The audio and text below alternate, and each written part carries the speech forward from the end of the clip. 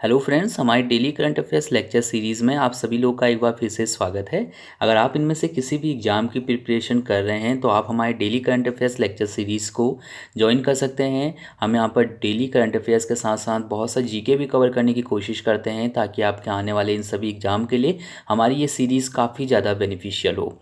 शुरुआत करते हैं आज के करंट अफेयर्स कल के 3 क्वेश्चन के साथ जो मैंने आपसे पूछे थे। पहला क्वेश्चन मैंने आपसे पूछा था कि रक्त के स्कंदन में मदद करने वाला विटामिन कौन सा है, यानी कि रक्त का जो थक्का जमता है वो कौन से विटामिन के कारण जमता है।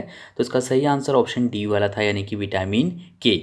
विटामिन के जो मुख्य स्रोत हैं जिसमें टमाटर हो गया, हरी पत्ते वाली जो सब्जियां होती हैं, पनीर हो गया, तो ये सभी जो है विटामिन के अच्छे स्रोत हैं, याद रखिएगा।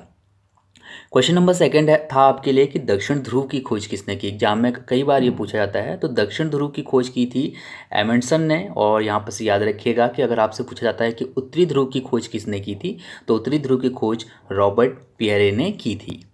क्वेश्चन नंबर थर्ड था आपके लिए कि हाल ही में निम्न में से किस राज्य में मुख्यमंत्री शहरी आंचल अमृत योजना की शुरुआत की गई। तो इसका जो सही आंसर है वो है ऑप्शन सी वाला, यानी कि उत्तराखंड में मुख्यमंत्री शहरी आंचल अमृत योजना की शुरुआत की गई थी। ये एक योजना है जिसके तहत जो छोटे बच्चे हैं, नवजात शिशु हैं, उनको हर हफ्ते सप्ताह में 2 बार मतलब 100 मिलीलीटर दूध मुफ्त में दिया जाएगा।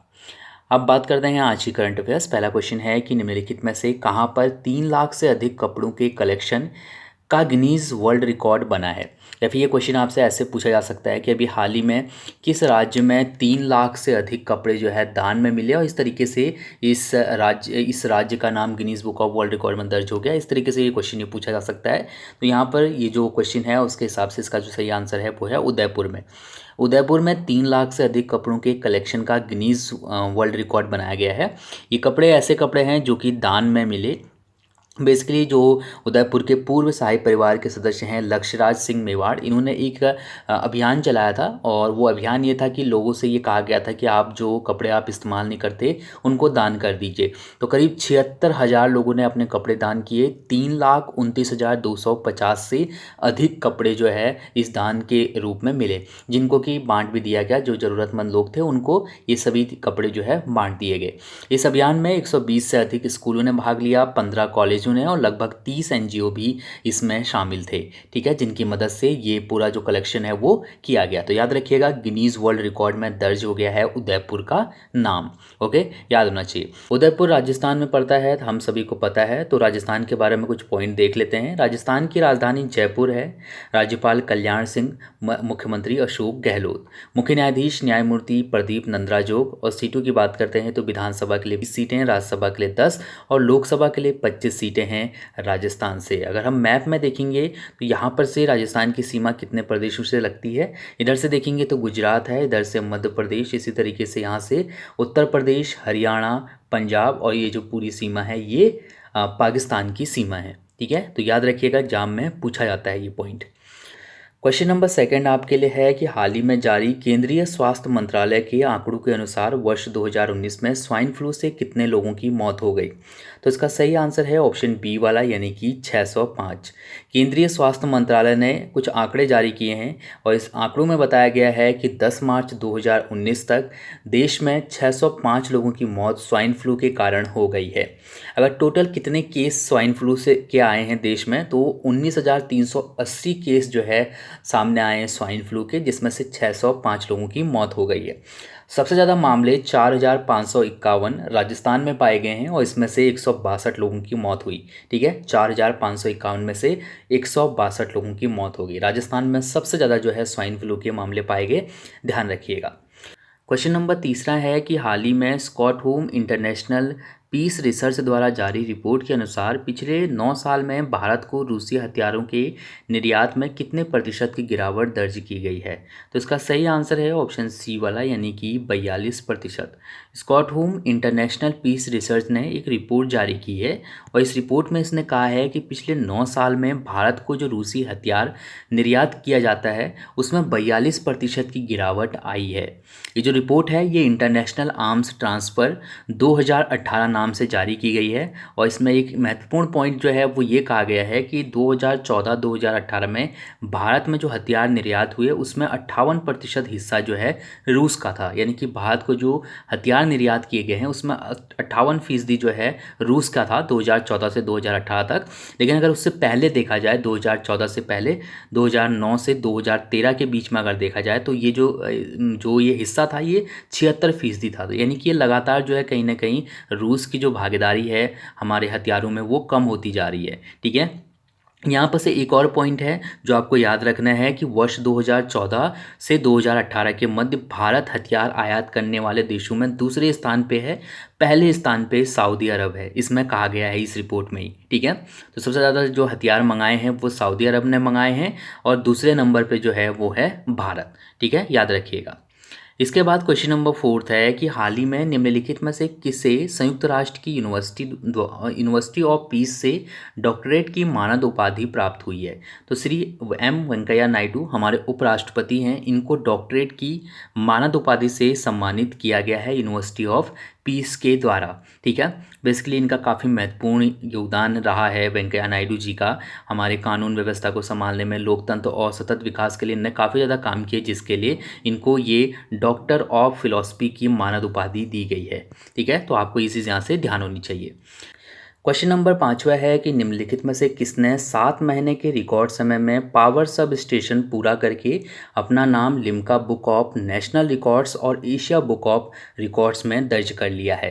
तो इसका जो सही आंसर है वो है ऑप्शन ए वाला, यानी कि मेघा इंजीनियरिंग इंफ्रास्ट्रक्चर लिमिटेड ने रिकॉर्ड 7 महीने में एक पावर सब स्टेशन बना के तैयार कर दिया, जिसके कारण इसका नाम Limca book of national records और साथ ही साथ एशिया बुक ऑफ रिकॉर्ड्स में दर्ज हो गया है। ठीक है, तो इस यहाँ से ध्यान रखिएगा। ये जो परियोजना है, जो ये पावर सब स्टेशन है, इसका निर्माण power grid corporation of India limited के लिए किया गया था और power grid corporation of India limited ने मेघा इंजीनियरिंग इंफ्रास्ट्रक्चर लिमिटेड को बेस्ट डेब्यूटेंट अवार्ड से भी सम्मानित किया है। जो उपलब्धि इसने हासिल की है 7 महीने में पावर सब स्टेशन बनाने की, उसके लिए जो है इसको ये अवार्ड भी दिया गया है। किसको? मेघा इंजीनियरिंग इंफ्रास्ट्रक्चर लिमिटेड को।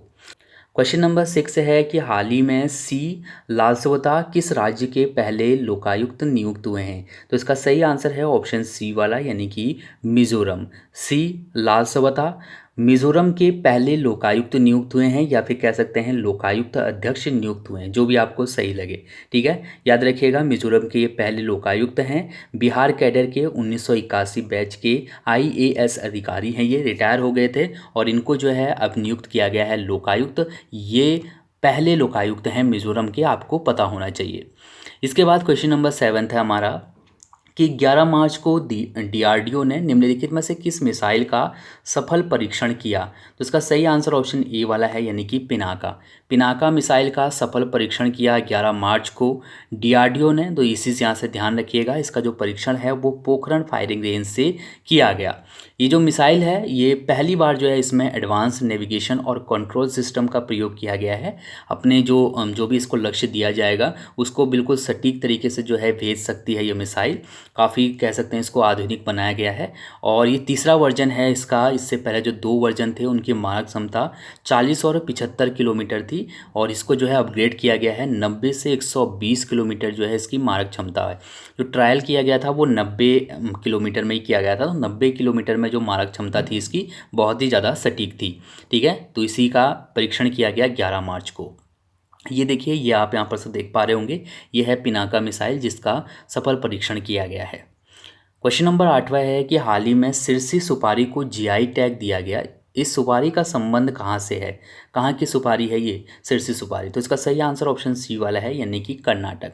सिरसी सुपारी का संबंध कर्नाटक से है, तो ध्यान रखिएगा। और इसी को GI टैग दिया गया है। सुपारी सभी लोग जानते होंगे, पूजा में काम आती है, कुछ लोग खाते भी हैं, पान मसाला जो खाते हैं वो सभी लोग जानते होंगे। तो सिरसी सुपारी जो है उसको GI टैग मिल गया है। कर्नाटक का एक ज़िला है उत्तर कन्नड़, इस ज़िले की सुपारी है ये। ठीक है, और मुख्यतः अगर हम बात करें कर्नाटक में कहाँ कहाँ पर ये सुपारी पाई जाती है, तो येलपुरा और सिद्धपुरा और साथ ही साथ सिरसी में ये जो सुपारी है वो पाई जाती है। इसको GI टैग दिया गया है सिरसी सुपारी को। यहाँ पर से कर्नाटक के बारे में कुछ पॉइंट लिखे हैं। कर्नाटक की राजधानी बेंगलुरु है, जिले हैं 30, राज्यपाल वजुभाई वाला हैं, मुख्यमंत्री हैं SD कुमार स्वामी।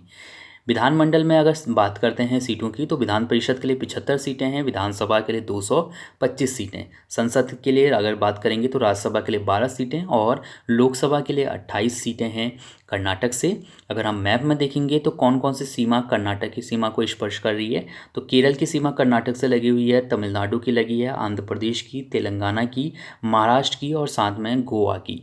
ओके, सो ये पॉइंट याद रखिएगा।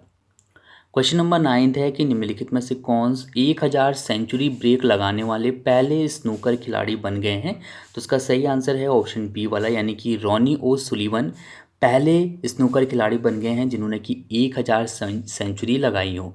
ठीक है, तो यहाँ पर से ये पॉइंट याद रखिएगा। इंग्लैंड के काफ़ी प्रसिद्ध खिलाड़ी हैं ये, तो 1000 सेंचुरी ब्रेक लगाने का रिकॉर्ड इनके नाम हो गया, पहले खिलाड़ी हैं ये। ठीक है, ये देखिए, ये आपको यहाँ पर देख पा रहे होंगे, तो यही हैं रॉनी ओ सुलिवन। इसके बाद क्वेश्चन नंबर 10वां है हमारा कि हाल ही में किस देश में विलुप्त घोषित की गई चीते की फॉर्मेशन क्लाउडेड प्रजाति पाई गई है, या फिर कह सकते हैं फॉर्मेशन क्लाउडेड प्रजाति कहाँ पाई गई है, तो इसका सही आंसर ऑप्शन सी वाला है, यानी कि ताइवान में। फॉर्मेशन क्लाउडेड प्रजाति जो कि एक चीते की प्रजाति है, यह भी हाल ही में ताइवान में देखी गई है। 2013 में इसको विलुप्त घोषित कर दिया गया था, क्योंकि 1983 से इसको कभी देखा ही नहीं गया था, लेकिन अब एक बार फिर से जो है इसको 2019 में फिर से देख लिया गया है। तो याद रखिएगा, ये चीते का नाम आपको पता होना चाहिए और कौन से देश में जो है इसको देखा गया है, तो ताइवान में। ठीक है, ताइवान में जो है इसको विलुप्त घोषित कर दिया गया था, लेकिन एक बार फिर से जो है ये चीता सामने आया है। ताइवान की राजधानी ताइपे है और मुद्रा यहाँ की न्यू ताइवान डॉलर है। अगर हम यहाँ पर से देखेंगे तो यही है वो चीता जिसका नाम है फॉर्मेशन क्लाउडेड। ठीक है, इसके बाद क्वेश्चन नंबर 11 है कि हाल ही में विश्व बैंक ने भारत के 220 बांधों के पुनर्वास और आधुनिकीकरण के लिए कितनी अतिरिक्त धनराशि आवंटित की है। इसका सही आंसर है ऑप्शन ए वाला, यानी कि 137 मिलियन डॉलर की अतिरिक्त धनराशि आवंटित की गई है भारत के बांधों के पुनर्वास और सुधार परियोजनाओं के लिए। तो ये पॉइंट आपको पता होना चाहिए। ये जो बांध हैं जिनमें कि 137 मिलियन डॉलर खर्चा किया जाएगा, वो बांध कर्नाटक, केरल, मध्य प्रदेश, उड़ीसा, तमिलनाडु और उत्तराखंड में स्थित हैं। विश्व बैंक ने वर्ष 2010 में भारत में बांध पुनर्वास और सुधार परियोजना के लिए 350 मिलियन डॉलर का ऋण मंजूर किया था और उसके बाद जो है 137 मिलियन डॉलर का ये अतिरिक्त ऋण दिया गया है इन परियोजनाओं के लिए। ठीक है, चलिए क्वेश्चन नंबर 12 है कि निम्नलिखित में से हाल ही में बार्बी डॉल रोल मॉडल चुना गया है। बार्बी डॉल रोल मॉडल किसे चुना गया है, तो इसका जो सही आंसर है वो है ऑप्शन सी वाला, यानी कि दीपा कर्माकर को बार्बी डॉल रोल मॉडल चुना गया है। अब मतलब ये है कि जो दीपा कर्माकर हैं, इन्हीं के जैसी दिखने वाली जो है एक बार्बी डॉल भी बनाई जाएगी। बेसिकली बार्बी कंपनी जो है अपना 60वां स्थापना दिवस मना रहा है और इस मौके पे इसने 17 देशों की 19 जो सफल महिलाएं हैं उनको जो है बार्बी डॉल के रूप में बनाया है और इसमें से दीपा कर्माकर का भी नाम शामिल है। दीपा कर्माकर ओलंपिक में भाग लेने वाली भारत की पहली महिला जिम्नास्ट हैं, तो कह सकते हैं एक बड़ी उपलब्धि है इनके पास और इसी वजह से जो है इन्हीं के जैसे दिखने वाली जो है एक बार्बी डॉल भी बनाई है बार्बी कंपनी ने। ठीक है, तो आप ये नाम याद रखिएगा, यही हैं दीपा कर्माकर। चलिए अब आपके लिए आज के प्रश्नों की बारी है। पहला प्रश्न आपके लिए है, इंदिरा गांधी राष्ट्रीय उड़ान एकेडमी कहाँ स्थित है। इंदिरा गांधी राष्ट्रीय उड़ान एकेडमी। क्वेश्चन नंबर 2 है कि निम्नलिखित में से सूर्य का निकटतम ग्रह कौन सा है। का को लिख दिया यहाँ पर, का होगा। ठीक है, सूर्य का निकटतम ग्रह कौन सा है ये आपको बताना है। क्वेश्चन नंबर 3 है कि हाल ही में निम्नलिखित में से किस बैंक ने लोन और जमा राशि पर ब्याज दरों को रेपो रेट से जोड़ने की घोषणा की है। तो इसका आंसर भी आपको कमेंट करके बताना है और कमेंट जरूर करिएगा, चाहे गलत करिए चाहे सही करिए। Thank you so much.